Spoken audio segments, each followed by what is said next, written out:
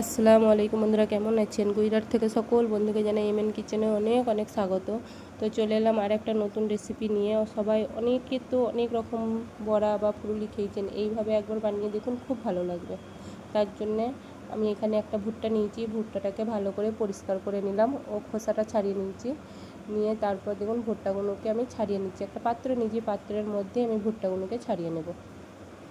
এখন ছাড়ানো আমার হয়ে গেছে। এরপর আমি একটা মিক্সি মেশিন নিয়েছি, ও মিক্সির মধ্যে আমি ভুট্টাগুলোকে দিয়ে দিলাম, দিয়ে আমি পেস্ট করে নিলাম। এরপর সেই পেস্টটা দিলাম এবং তার মধ্যে একটু পানি দিলাম। তারপর 1 চামচ ইস্ট ও 3 চামচ চিনি দিয়ে ভালো করে মেখে নিলাম।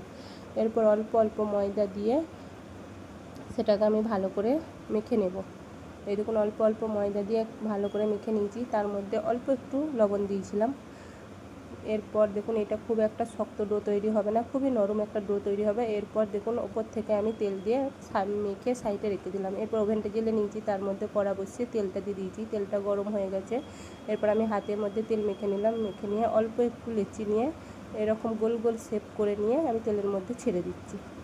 এইভাবেই আমি সব কটা শেপ করে নেব এবং তেলের মধ্যে ছেড়ে দেবো। এই দেখুন ছেড়ে নিচ্ছি এবং নিজে থেকেই কত সুন্দর ফুলছে এবং নিজে নিজেই উল্টে যাচ্ছে, এই দেখুন, এবং কতটা বড় বড় হয়ে গেছে।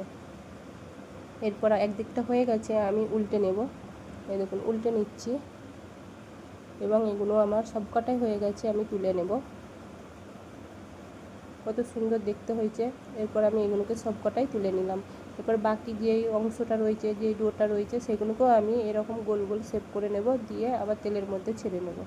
সবকটাই দেওয়া হয়ে গেছে এবং একদিকটা হয়ে গেছে, আমি উল্টে নিচ্ছি। কালারটা কত সুন্দর এসছে দেখুন।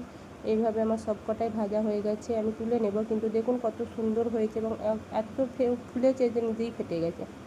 এরপর দেখুন আমার সবকটাই ভাজা হয়ে গেছে। তো দেখতে কেমন হয়েছে এবং ভেতরটা দেখুন কত সুন্দর হয়েছে, পুরো ফাঁপা। যদি ভালো লাগে তো লাইক, কমেন্ট ও শেয়ার করবেন। ভালো থাকবেন, দোয়া করবেন। আল্লাহ হাফেজ।